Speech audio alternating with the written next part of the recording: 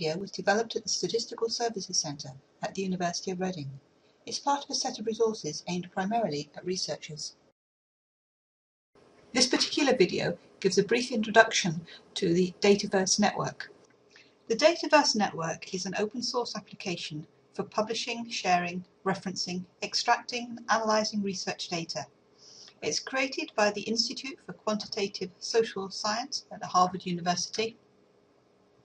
Although originally aimed at social science data, a Dataverse can be created to hold research data on any subject. For example, the World Agroforestry Centre, or ICRAF, has a Dataverse currently with 22 studies. An introductory video is available on the home page of the Dataverse Network project at thedata.org.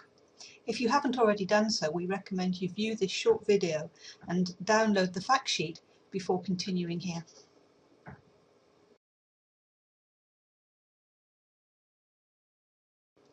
One thing that often stops researchers sharing their data is the belief that they won't get the credit for the work they have done.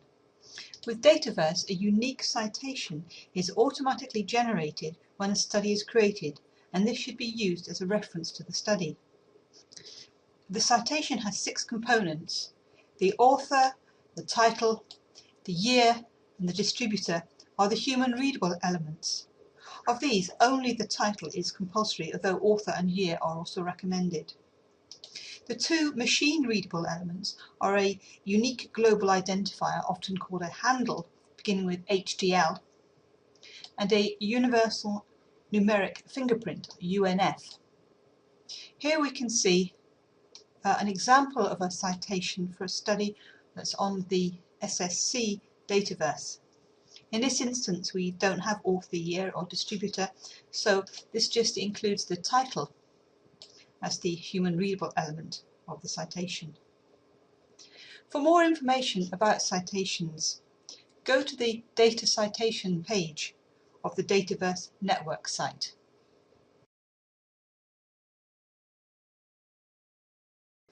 There are 2 options for hosting your Dataverse. The easiest is to have your Dataverse hosted at Harvard. This is a free service to all researchers. The infrastructure at Harvard is very good and they have good support available to help you set up your Dataverse.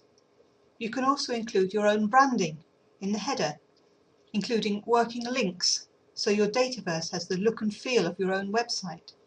For example, the Statistical Services Centre Dataverse has live links in the header section which take you to the SSC website. The other option is self-hosting, and you can download and install the relevant software.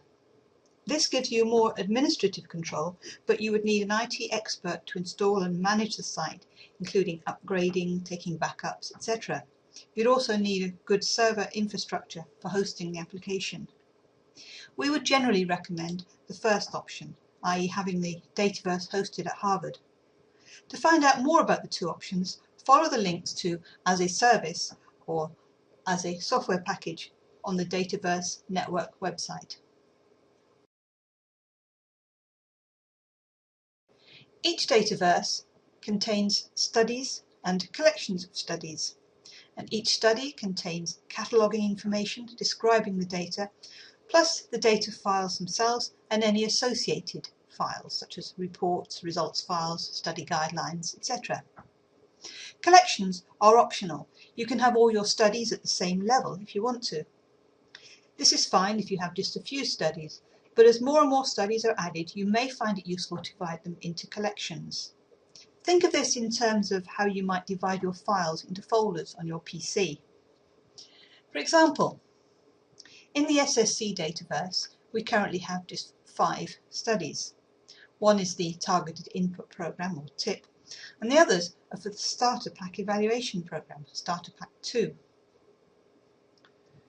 Within the Starter Pack there are 3 modules, Module 5, 4 and 2.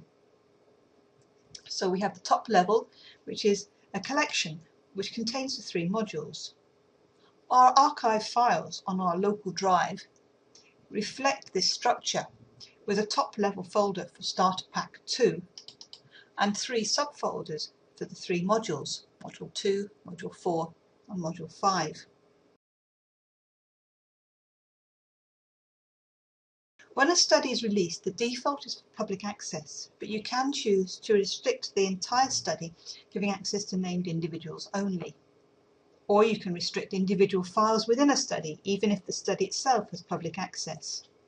For example, we can see here on the IQRAF Dataverse, there are some studies that are restricted, which is indicated by the padlock symbol. On the CCAS Dataverse, the baseline household survey is public access, but we can see here the data files have restricted access.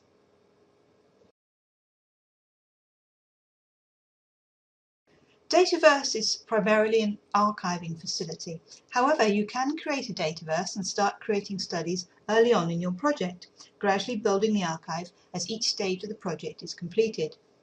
Studies are only made public once they are released, so you can continue building your archive until you are ready to release it. If you have a data and document store for your project, then creating your archive should be relatively straightforward, as you can keep the same structure. This video was just a brief introduction to the concept. Later videos will show how to start creating your Dataverse.